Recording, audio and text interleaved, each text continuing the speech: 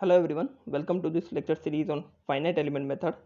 So basically this is the fourth module and 23rd lecture on strain displacement matrix for triangular element. Okay, so this is the fourth module we are discussing, and in fourth module we are here. Okay, so this is the lecture content and strain displacement matrix for triangular element. तो जिस तरीके से हमने 1D element के लिए भी strain displacement matrix निकाली थी with the help of shape function, वही काम यहाँ पे भी हम कर रहे हैं.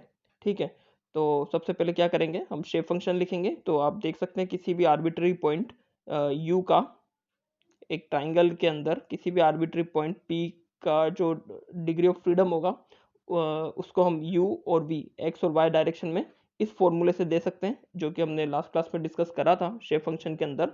अब हम बेसिकली डिस्प्लेसमेंट और स्ट्रेन के बीच में रिलेशन इसमें निकालना चाहते हैं. ओके, मैट्रिक्स की फॉर्म में.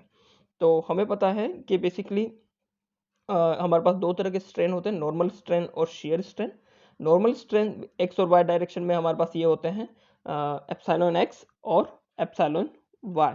उसके अलावा हमारे पास शेयर स्ट्रेन होते हैं गामा एक्स वाई. ओके, तो ये एक सिंपल एक प्लेन में एलिमेंट है, तो हमारे पास तीन टोटल स्ट्रेन होंगे और इन तीनों को ही हम अभी निकालेंगे. ओके, तो सबसे पहले epsilon x is equal to d u by d x होता है, change in length upon initial length. अगर एलिमेंट की इनिशियल लेंथ डेल्टा एक्स है और चेंज इन लेंथ जो हुआ यू में वो डेल्टा यू हो जाएगा. उसी तरीके से epsilon y d v by d y हो जाएगा और शेयर स्ट्रेन हमारा हो जाएगा d u by d y plus d v by d x. Okay, ये हमारे सोम से आए हैं ये फॉर्मूले हमारे पास. ओके, सो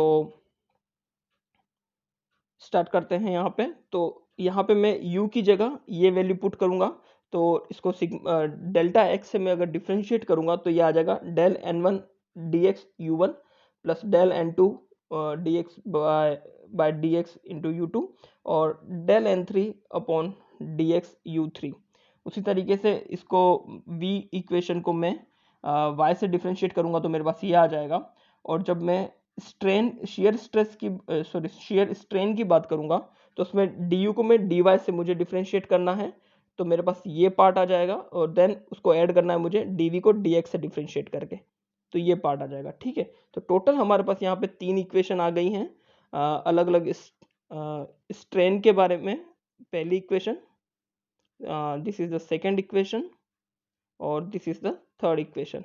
अब मैं तीनों इक्वेशन को मैट्रिक्स की फॉर्म में, क्योंकि मुझे यहाँ पे क्या निकालना, मैट्रिक्स निकालना है, तो मैं इन तीनों इक्वेशन को मैट्रिक्स की फॉर्म में लिखूंगा. देखते हैं कैसे लिखते हैं. तो इसको इस तरीके से लिखा जाता है.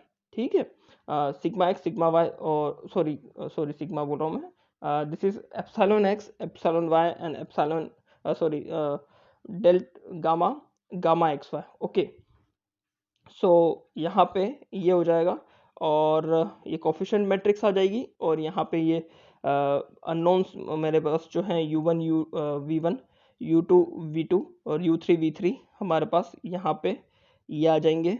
ठीक है, और इनके कोफिशिएंट यहाँ पे आ जाएंगे. v का कोफिशिएंट एप्सिलॉन एक्स में नहीं है तो ये ज़ीरो हो जाएगा. उसी तरीके से यहाँ पे एप्सिलॉन वाई के अंदर u के कोफिशिएंट नहीं है तो ये सारे पॉइंट्स ज़ीरो हो जाएंगे और गामा के अंदर u और v दोनों के कोफिशिएंट है तो ये पूरी रो हमारे पास आ जाएगी. तो इस तरीके से इसको मैट्रिक्स अलजेब्रा के फॉर्म में या मैट्रिक्स के फॉर्म में हम लिख लेंगे.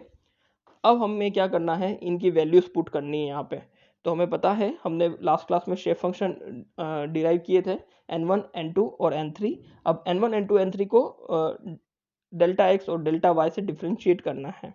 ठीक है, तो n1 को जो डिफ्रेंशिएट करेंगे इसको अपन डिफ्रेंशिएट करेंगे तो इसकी वैल्यू यहाँ पुट कर देंगे. उसी तरीके से n2 को करेंगे तो यहाँ पुट कर देंगे, n3 को यहाँ पुट करेंगे. सिमिलरली यहाँ पे भी हमारे पास n2 dx और n3 dx ये है, तो ये वैल्यूज आ जाएंगी यहाँ पे और ये y की वैल्यूज यहाँ पे आ जाएंगी. ओके, तो इन तीनों इक्वेशन को n1 n2 n3 को हमें डेल्टा x और डेल्टा y से डिफ्रेंशिएट करना है. ठीक है, तो इसको डिफ्रेंशिएट करते हैं. सबसे पहले n1 को अगर मैं x से डिफ्रेंशिएट करूंगा तो सिर्फ इतना पार्ट बचेगा मेरा डिफ्रेंशिएशन के लिए. ये कांस्टेंट है तो ये हट जाएगा.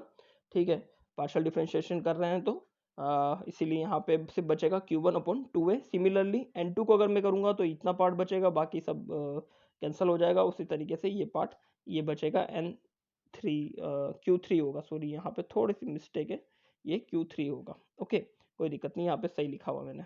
उसी तरीके से इसी को N1 N2 N3 को मैं Y से डिफ्रेंशिएट करूँगा तो मेरा इतना पार्ट बचेगा यहाँ पे, ये पार्ट रहेगा तो R1/2a आ जाएगा, R2/2a और R3/2a आ जाएगा। तो ये वैल्यूज को मैं यहाँ पुट करता हूँ, ठीक है। तो और ये 2a जो है, ये जो 2a सब जगह कॉमन है, आपको दिख रहा है, ये सब जगह कॉमन है।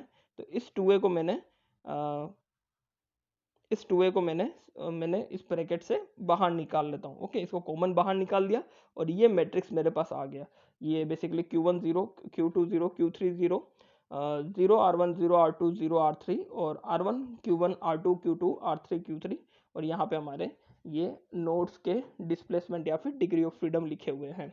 तो ये जो इक्वेशन बनी और ये जो पूरा पार्ट यहाँ पे आया है, इसी को ही हम स्ट्रेन डिस्प्लेसमेंट मैट्रिक्स कहेंगे बी, जो कि स्ट्रेन और डिस्प्लेसमेंट को रिलेट कर रही है। तो this matrix is known as B strain displacement matrix. Okay, जहाँ पे Q1 की वैल्यू क्या है ये हमें पहले देखी थी हमने स्टार्टिंग में CST एलिमेंट के अंदर, कि Q1 बेसिकली हो जाएगा हमारे पास y2 माइनस y3।